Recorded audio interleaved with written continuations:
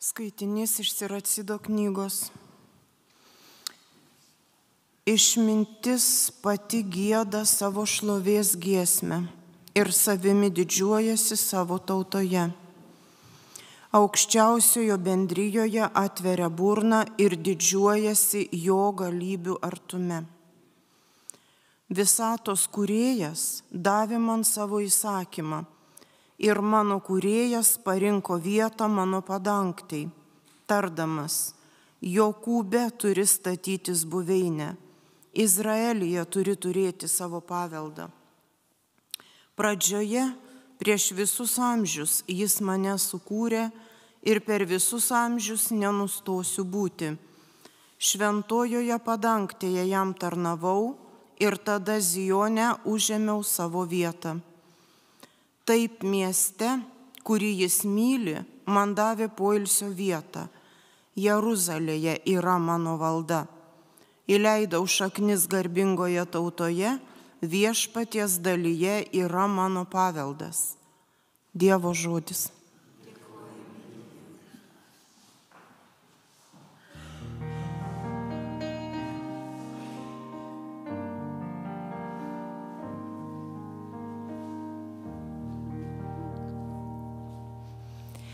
Žodis tapo kūnu ir gyveno tarp mūsų. Žodis tapo kūnu ir gyveno tarp mūsų. Šlovink Jeruzalę viešpatį, šlovink savo Dievą Zione. Jis juk stiprina skląsčius tavo vartų, tavo vaikams jis duoda palaimą. Žodis tapo kūnu ir gyveno tarp mūsų. Žodis tapo kūnu ir gyveno tarp mūsų. Įtvirtina taiką prie tavo sienų, geriausiais kviečiais tave maitina. Siunčia savo žodį žemei, ką jis sako, tas greit ir įvyksta. Žodis tapo kūnu ir gyveno tarp mūsų. Žodis tapo kūnu ir gyveno tarp mūsų. Jis paskelbė savo žodį Jokūbui, savo įstatus ir įsakus Izraeliui. To jis nepadarė jokiai kitai tautai, nė viena jo įsakymų nežino. Žodis tapo kūnu ir gyveno tarp mūsų. Žodis tapo kūnu ir gyveno tarp mūsų. Žodis tapo kūnu ir gyveno tarp mūsų. Žodis tapo kūnu ir gyveno tarp mūsų.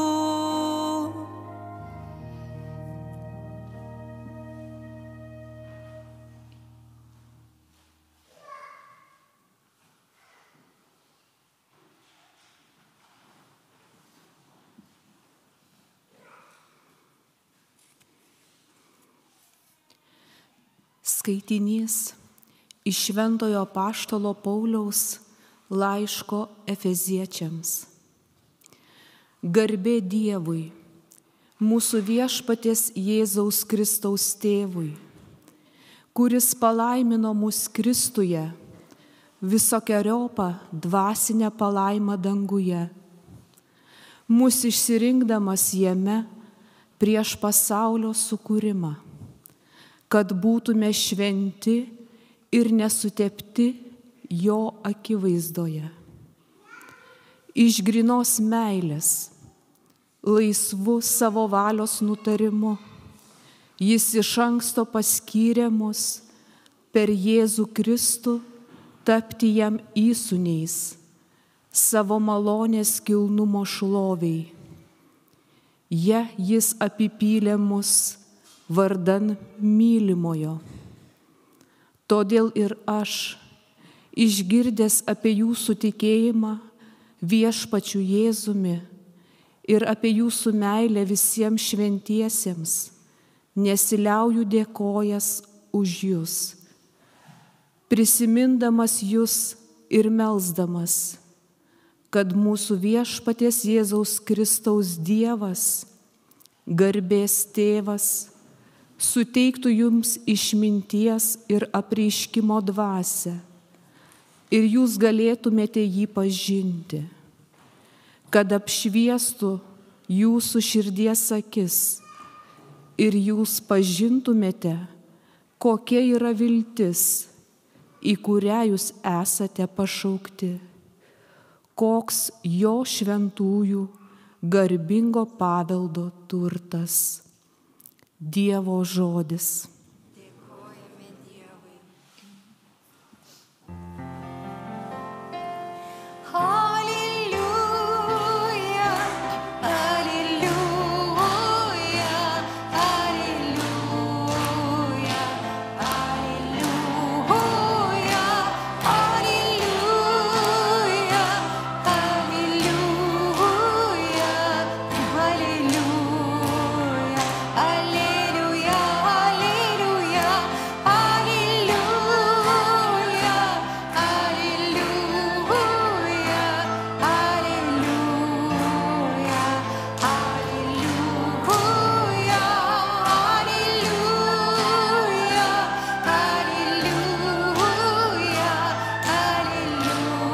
alleluja, alleluja, garbė tau Kristau paskelbtam pagonims, garbė tau Kristau įtikėtam pasaulyje. Alleluja, alleluja, alleluja, alleluja,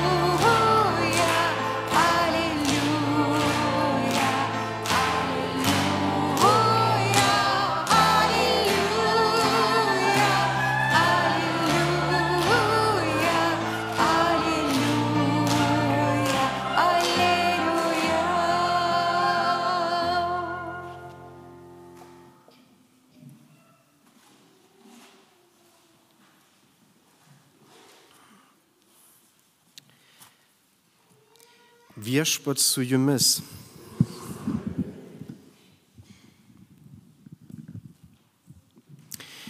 Iš Šventosios Evangelijos pagal Joną. Tau viešpatie. Pradžioje buvo žodis. Tas žodis buvo pas Dievą. Ir žodis buvo Dievas. Jis pradžioje buvo pas Dievą. Visa per jį atsirado ir be jo neatsirado nieko, kas tik yra atsiradę. Jame buvo gyvybė ir ta gyvybė buvo žmonių šviesa. Šviesa spindi tamsoje ir tamsa jos neužgožia. Buvo Dievo siųstas žmogus vardu Jonas. Jis atėjo kaip liudytojas, kad paliudytų šviesą ir kad visi per jį įtikėtų. Jis pats nebuvo šviesa, bet turėjo liudyti apie šviesą. Buvo tikroji šviesa, kuri apšviečia kiekvieną žmogų. Ir ji atėjo į šį pasaulį. Jis buvo pasaulyje ir pasaulis per jį atsiradęs, bet pasaulis jo nepažino. Pas savuosius atėjo, o savieji jo nepriėmė. Visiems, kurie jį priėmė, jis davė galią tapti Dievo vaikais. Tiems, kurie tiki jo vardą, kurie ne iš kraujo ir ne iš kūno norų ir ne iš vyro norų, bet iš Dievo užgimę. Ta žodis tapo kūnu ir gyveno tarp mūsų. Mes regėjome jo šlovę, šlovę tėvo viengimio sūnaus, pilno malonės ir tiesos. Jonas apie jį liudija ir šaukia: čia tasai, apie kurį aš kalbėjau.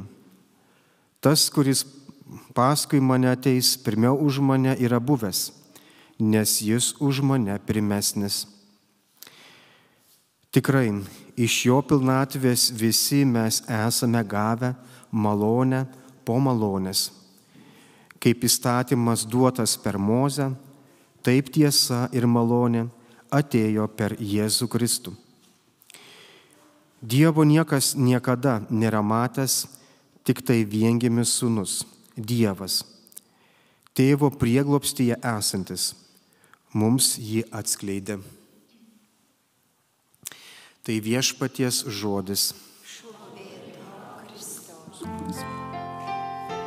Halleluja, halleluja,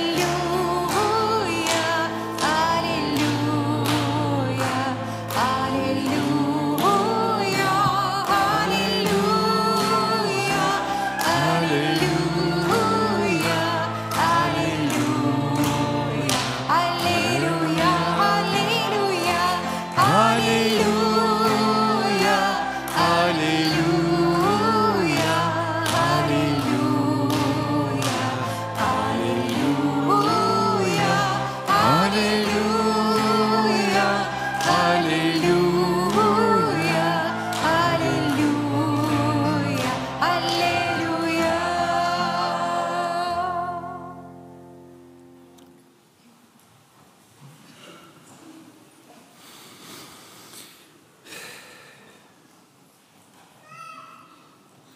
Šiandien mums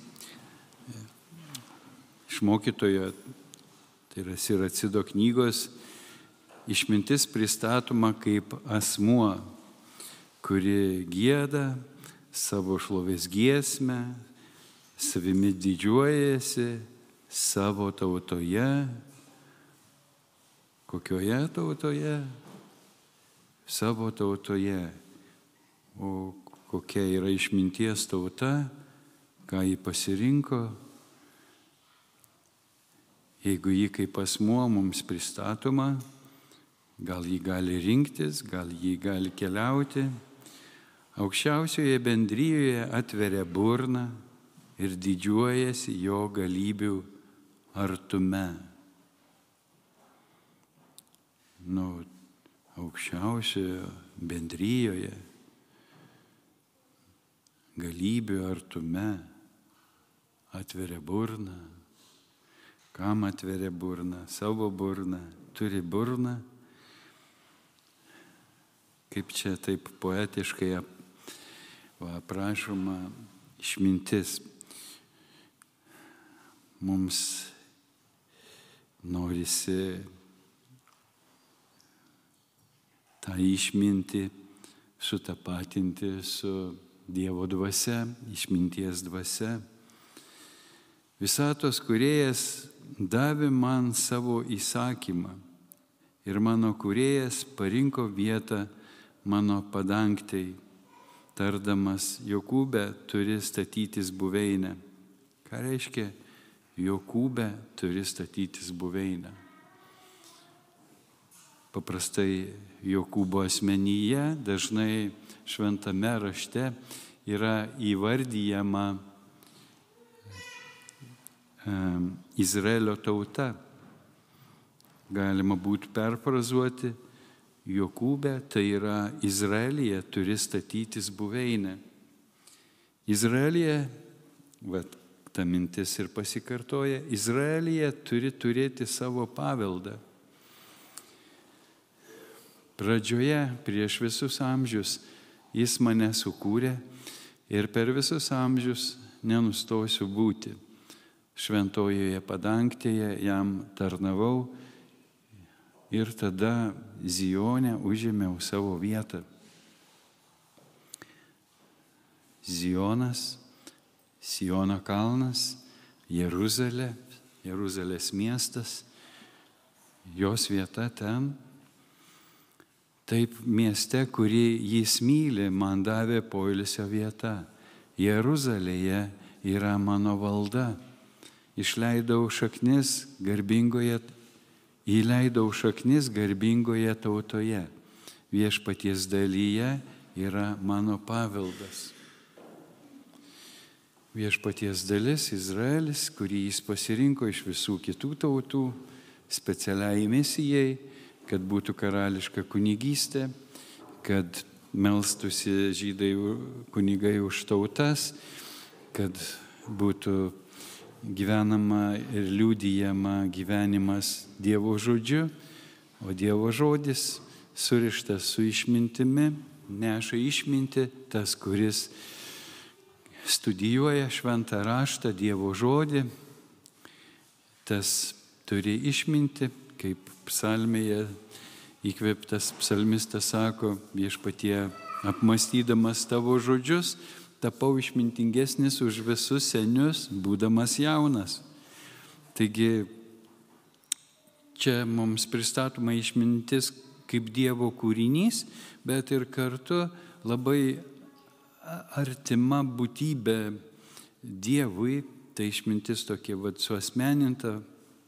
Ir mes turime vieną iš tų šventosios dvasios dovanų, išminties dovana. Ne?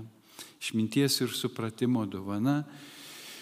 Viešpats ją apdovanoja, ką nori, kas ieško tiesos, kas iš viso širdies jo šaukėsi, tam jis duodasi atrandamas, tą jis apdovanoja savo dvasios dovanomis. Viena iš tų dovanų yra išminties dovana, kuri turi buveinę Izraelyje, Dievo tautoje, Jeruzalėje. Ar ir dabar tie žodžiai galioja Jeruzalėje? Na, mes pastebim, kad žydų tautoje, ko gero, ryškiai išsiskiria žydų tautos žmonės iš visų kitų tautų, pavyzdžiui, Nobelio premijų apdovanojimais dėl visokių išradimų. Mes net nežinom, kiek naudojamės Izraelio išradimais ir patentuotais dalykais ir vaistų srityje, ir technologijų srityje, tie patys kompiuteriai, visokios mikroschemos, daugelis yra sukurti izraelitų ir nors daugybė antisemitų nekenčia Izraelio, bet mielai naudojasi Izraelio išradimais. Ir kita mintis, kuri mums paduodama iš Evangelijos, kad Dievo žodis štai buvo pas Dievą. Pradžioje buvo žodis ir tas žodis buvo pas Dievą ir žodis buvo Dievas. Pradžioje jis buvo pas Dievą, visa per jį atsirado ir be jo neatsirado nieko, kas tik yra atsiradę. Jame buvo gyvybė ir ta gyvybė buvo žmonių šviesa, šviesa spindi tamsoje ir tamsa jos neužgožė. Buvo Dievo siųstas žmogus, vardu Jonas, jis atėjo kaip liudytojas, kad paliudytų šviesą. Ir kad visi per jį įtikėtų. Jis pats nebuvo šviesa, bet turėjo liudyti apie šviesą. Buvo tikroji šviesa, kuri apšviečia kiekvieną žmogų. Ir jį atėjo į šį pasaulį. Jis buvo pasaulyje ir pasaulis per jį atsiradęs, bet pasaulis jo nepažino. Pas savuosius atėjo, savieji jo nepriėmė. Apie ką visą tai? Vėlgi šviesa tarsi suasmeninta, personifikuota, bet mes jaučiam, kad čia kalba eina apie Jėzų. Ne? Jėzų vadiname teisumo saulę, per Jėzų apšviečiamas pasaulis, Jėzus yra tikroji šviesa. Taigi Jėzus skleidžia šviesą. Amžinąją šviesą, Dievo šviesą, o su ta šviesa surišta ir išmintis. Visiems, kurie jį priėmė, jis davė galią tapti Dievo vaikais. Tiems, kurie tiki jo vardą, kurie ne iš kraujo ir ne iš kūno norų ir ne iš vyro norų, bet iš Dievo užgimė. Ta žodis tapo kūnu ir gyveno tarp mūsų. Mes regėjome jo šlovę, šlovę tėvo viengimio sūnaus, pilno malonės ir tiesos. Jonas apie jį liudija ir šaukia, čia tasai, apie kurį aš kalbėjau, tas, kuris paskui mane ateis, pirmiau už mane yra buvęs, nes jis už mane pirmesnis. Tikrai iš jo pilnatvės visi mes esame gavę malonę po malonės. Kaip įstatymas duotas per Mozę, taip tiesa ir malonė atėjo per Jėzų Kristų. Dievo niekas niekada nėra matęs, tik tai viengimis sūnus Dievas. Tėvo prieglobstyje esantis mums jį atskleidė. Taigi išmintis, šviesa, gyvybė, visa tai, ką neša, kuo apdovanoja Dievas žmoniją, kiekvieną žmogų asmeniškai, ateina įvairiais būdais. Štai pranašai žadėjo, Dievo įkvėpti, kalbėjo, kad metui atėjus jo tauta atpažintų jį, savo mesiją, savo karalių, savo pateptąjį, Dievo pažadėtąjį. Vieni pažino, kiti nepažino. Ne visi žydai atmetė Jėzų, kaip mums buvo įprasta sakyti. Deja, pradžioje bažnyčia visa buvo žydiškų pagrindų. Jeruzalės bendruomenė, ten pagrindė visi buvo žydai, galbūt vienas kitas iš pagonių prisijungęs prozelitas, taip vadinamas. Bet ir apaštalas Paulius, kur keliauja, pirmiausia, jis eina skelbti Dievo žodį, gerąją naujieną apie Kristų į sinagogą.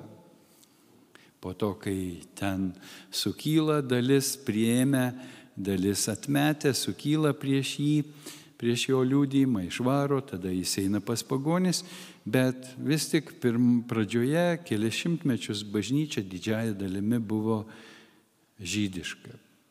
Paskui įsivyravus pagonių daugumai, įvyko skilimas, pavyko sukiršinti kažkaip bažnyčią ir ypač per galbūt imperatorių Konstantiną, kuris turėjo galios ant vyskupų, nes įtikėjęs apdovanojo bažnyčią privilegijomis ir vyskupai tam tikrą prasme galbūt kažkiek pasidarė nuo jo priklausomi ir jis pareikalavo, kad iš bažnyčios būtų pašalinta viskas, kas žydiška ir šventės ir kad net nesutaptų tos biblinės šventės, kurių jau negalim išvengti, jeigu skaitom šventą raštą.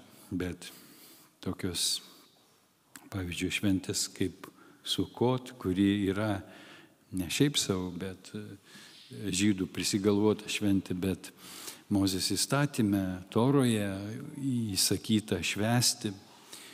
Ir Zacharijas pranašauja, kad laikų pabaigoje visos tautos švęs Sukot šventę. Taigi bus labai gera tai pamatyti.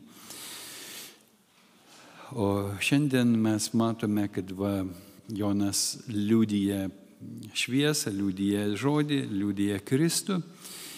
Ir vieni jo liudijimą priėmė, kiti nepriėmė. Prisimename ir keletą apaštalų, kurie išgirdę Jono liudijimą nusekė paskui Jėzų. Ir jie buvo žydai. Taigi negalim sakyti, kad visi atmetė.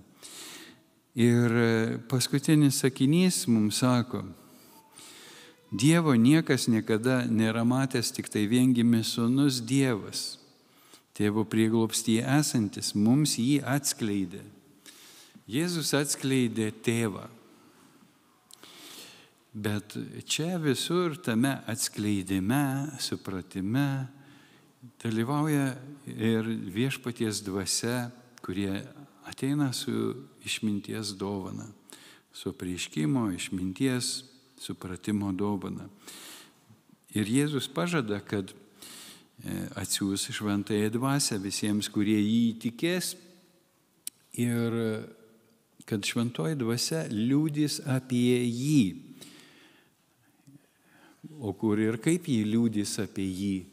Jį liudyja mums mūsų širdise, kai mes atviri Kristui, priimam Kristų kaip savo karalių ir viešpatį ir jam pasišvenčiam, išsižadėję savo senojo gyvenimo būdo, kuris netitinka Dievo žodį, kuris mus atskiria nuo Dievo, atsižadėję to senojo gyvenimo būdo, mes apsisprendžiam už gyvenimą pagal jo žodį, jo teisumą pripažindami ir priimdami ir apsisprendę gyventi Dievo teisumu, kurį diktuoja mums jo žodis, tada mes priimame Jėzų kaip savo karalių ir viešpatį, norėdami būti jam, drįsiu pasakyti, paklusnus kaip vergai, kad jis su mumis galėtų daryti, ką nori, kaip nori.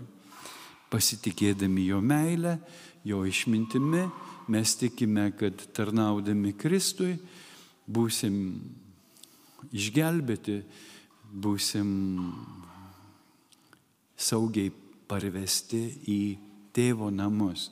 Patys mes nepajėgus pažinti Dievo asmeniškai, galim prisiskaityti daug knygų, daug versijų ir susimaišyti, ir turėti daug išmintos pasaulio gudrumo, kaip sakant, visokių filosofinių išvedžiojimų, bet galim likti už nieką neapsisprendę, širdimi neįtikėję. Todėl mums labai reikalinga ta išminties dovana, reikalinga šventoji dvasia, kuri mums liudija Kristų, padeda suprasti Dievo žodį, kuris kalba apie Kristų, veda į Kristų, o per Kristų jis yra vienintelis mums duotas tarpininkas susitaikinimui su Dievu kaip tėvu. Mes girdime, kad visi keliai veda pas Dievą arba pas dievus, bet mes ne tik šiaip dievus linkę susikurti savo, įsivaizduoti, bet kartais ir Kristų savo turim, savo susigalvotą, pagal savo supratimą ir nebūtinai pagal apreiškimą, nebūtinai tokį, kaip jis apie save sako, kaip mes tikime per raštą. Taigi tada susidurėm su netitikimu jo mokymo, jo elgesiu.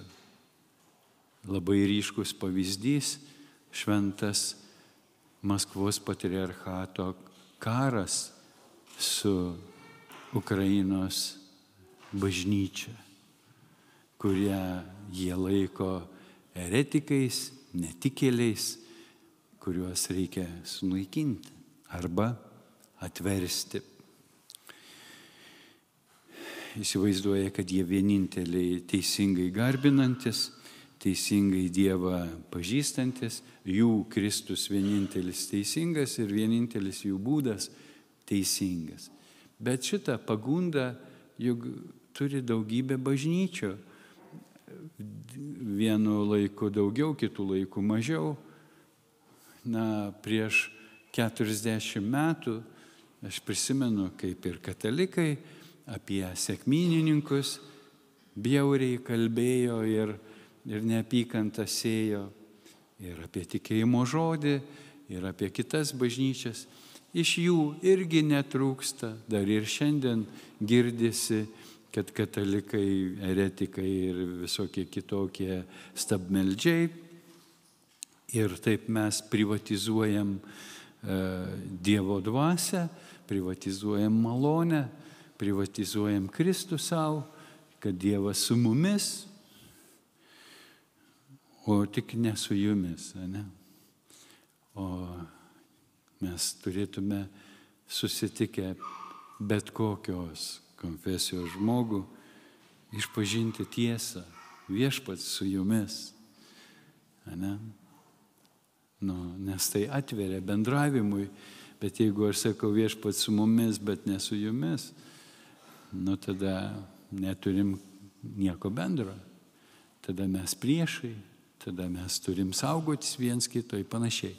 Ir bet koks liudijimas, Dievo meilės, Evangelijos skelbimas pasidaro nebeįmanomas. Jėzus nenurašė nė vienos tautos žmogaus, nė vieno tikėjimo žmogaus. Jis ateina, kad mums apreikštų tėvą, Dievą kaip mylinti tėvą. Ir tik per Jėzų mes, ko gero, ir te galim pažinti, kaip jis sako, aš esu vienintelis kelias, tiesa ir gyvenimas. Niekas nenueina pas tėvą kitaip kaip tik per mane. Taigi, jeigu aš netikiu šitą tiesą, aš Jėzų darau melagiu. Bet kartais būna žodžių žaismas, kuris sukelia emocijas, ne taip pasakė. Popiežius ne taip pasakė, būdamas ten, kuris ten buvo Azijoje. Su šypsenėlė pasakęs visi, kaip ten visos religijos, ar kaip ten, aš negirdėjau, kaip sakė, negaliu pakartoti, bet girdėjau tik, kaip daugelis piktinosi. Veda pas Dievą. Tipo, visi keliai ar visos religijos veda pas Dievą. Taip, pas jų suprantama Dievą. Ne? O klausimas, o žydų Dievas tas pats evangelinis Dievas, ar Senojo testamento Dievas kitas, o Naujojo testamento Dievas kitas, ar čia tas pats Dievas? Ar mes tą patį Dievą garbinam? Kitaip garbinam, bet ar tą patį garbinam?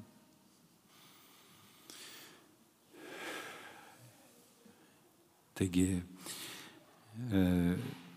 žydai garbina Dievą, bet jiems sunku priimti jį kaip tėvą.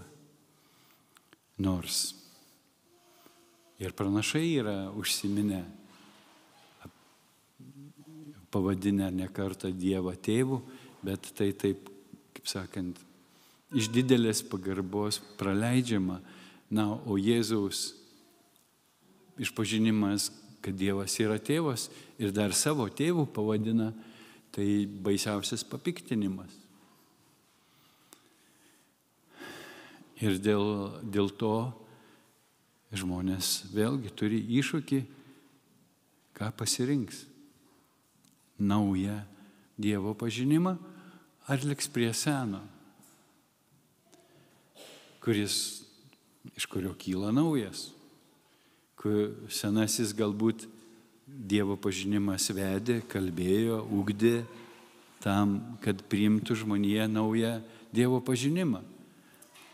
Mes matom Biblijoje raidą, pradžioje Abraomas susidraugauja su Dievu ir aprašomas tas toks artimas asmeninis draugiškas santykis, kuris irgi nebe išbandymų, nebe traumų, kas per išbandymas buvo paprašyti Abraomą, kad jis paaukotų savo mylimą viengimį sūnų, kuriame visi Dievo pažadai, visa jo, kaip sakant, brangiausia nuosavybė ir atiduok man. O vėliau galbūt atpirktas Izaokas, kai Dievas sustabdo Abraomo ranką išbandęs ją, tuo pačiu išlaisvina Abraomą ir jo palikuonis iš pagundos aukoti vaikus, ką darė kitos pagoniškos tautos, kad laimėtų Dievo palankumą, aukodavo vaikus, savo vaikus, kitų vaikus. Ir Dievas parodė, kad jam to tikrai nereikia. Savotiškai tai paradoksaliai per tokį skaudų galingą išbandymą, ten aišku daugiau visokių minčių ir tiesų rasime šitame Izaoko atpirkime, visoje to istorijoje jį labai turtinga, daugybė prasmių ir kaip sakant, įvairių ten dalykų iš tos istorijos žydų tauta iki šiol semėsi. Bet norėjau pasakyti, Dievas veda per visokius išbandymus. Atrodo, žydų tradicija nusprendė, kad Sara nepernešė to išbandymo ir daugiau nebegyveno su Abraomu, nes kažkodėl Abraomas ten kažkur vyksta laidoti Saros. Tarsi jie nebūtų kartu gyvenę. Na ir rabinai komentuoja, kad greičiausiai Sara supyko ant Abraomo ir atsiskyrė nuo jo, nors tai neįvardinta Biblijoje taip konkrečiai. Taigi nemaža trauma. Ir vėliau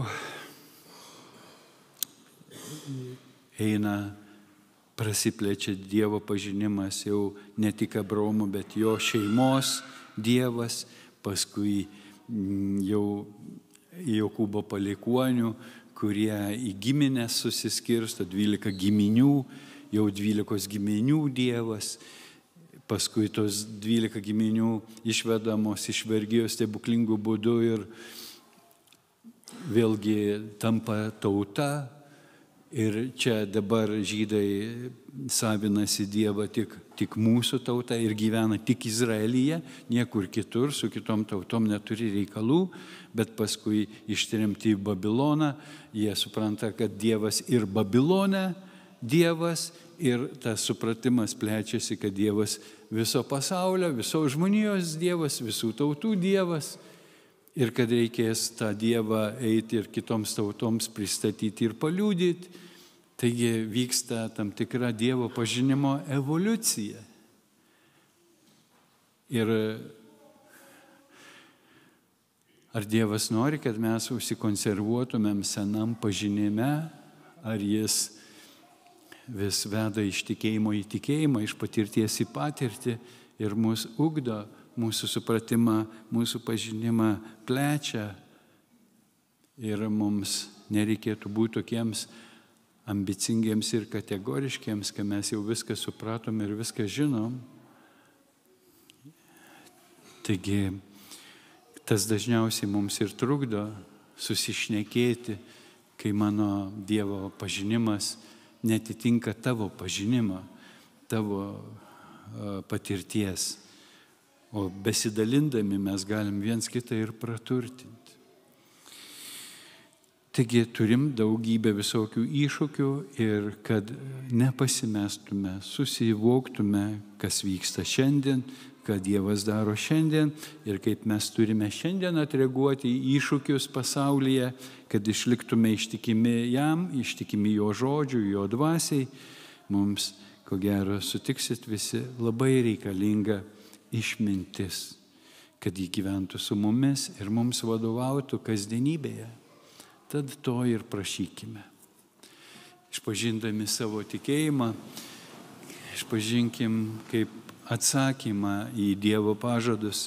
Tikiu Dievą Tėvą visagalį, dangaus ir žemės sutvėrėją ir Jėzų Kristų, vienatinį jo Sūnų, mūsų viešpatį, kuris prasidėjo iš šventosios dvasios, gimė iš mergelės Marijos, kentėjo prie Poncijaus Piloto, buvo prikaltas prie kryžiaus, numiręs ir palaidotas, nužengė į pragarus, trečiąją dieną kėlėsi iš numirusių, įžengė į dangų, sėdi visagalio Dievo Tėvo dešinėje, iš ten ateis gyvųjų ir mirusiųjų teisti. Tikiu į šventąją dvasią, šventąją visuotinę bažnyčią, šventųjų bendravimą, nuodėmių atleidimą, kūno iš numirusių prisikėlimą ir amžiną į gyvenimą. Amen. Toje tikėjimo išpažinime atėjo man mintis Iš tikrųjų mes labai daug esam kalbėję apie Abraomą ir jo kaip tėvo skausmą, aukojant Izaoką. Bet apie motinos skausmą, Saros skausmą tikrai aš nesu girdėjęs ir nesu kalbėjęs. Ir šiandien galvoju iš tikrųjų, kaip yra su Sara ir kaip daugelis šeimų yra išbandomi ir galbūt Sara kvailino Abraomą, ką tu čia senis sugalvojai, Dievas mums davė, dabar atims, tu čia prisigalvojai, tau pas daktarą reikėtų kreiptis, kaip tu neperinešė. O gal ir kitos kokios priežastys buvo, mes nežinom, bet įsivaizduojam, jeigu save bandytumėm pastatyti, tėvai bandytų pastatyti Abraomo ir Saros padėtį, kai vienas įkvėpiamas, o kitam lieka slėpinys, kaip išgyventi tikėjimo. Ir ko gero nemažai šeimų yra tuo bandomi, tikinčių šeimų, kai vienas gauna vieną įkvėpimą, kitas kitą įkvėpimą ir vienas kito įkvėpimo nesupranta ir nepajėgia priimti ir įtartinai žiūri ir tai gali juos labai suskaldyti. Ir kaip vienoj šeimoje sovietmetį buvo tikinti žmona ir kažkokias pareigas užimantis vyras ir sovietų valdžia susiekė, kad jo žmona tikinti ir vyrui pastatė sąlygą, tu neteksi darbą, mes tave iš partijos išmesim, jeigu tavo žmoną dar pamatysim bažnyčioje. Ir jai sako, žmona, toks reikalas, arba aš, arba Dievas. Ir jis sako, Dievas. Tada tegu Dievas tavim rūpinas, tegu vaikus tavo Dievas ir pamaitina. Ir ją išvarė su vaikais. Taigi būna ir taip. Ir kas prie ko priveda, visai būna. Taigi melskimės už šeimas, ypatingai, kurios šiandien yra draskomos įvairiausių ideologijų, įvairiausių informacijos šaltinių. Ypač prisimename karo pradžioje, kai buvo kiršinamos šeimos gyvenančių Rusijoje ir už jos ribų, kaip vaikai su tėvais negalėjo susišnekėti, kurie nepritarė karui.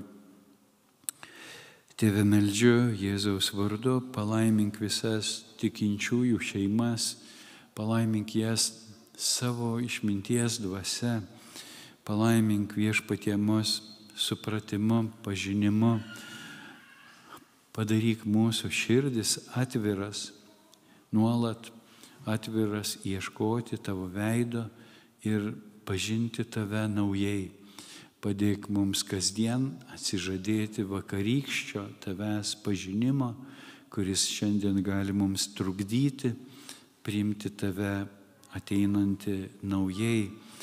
Meldžiu Viešpatie už žydų tautą, už žydų šeimas, kuriuose įdiegtas priešiškumas Jėzui iš Nazareto, krikščionims, pačių krikščionių, smurtaujant ir žudant žydų tautą.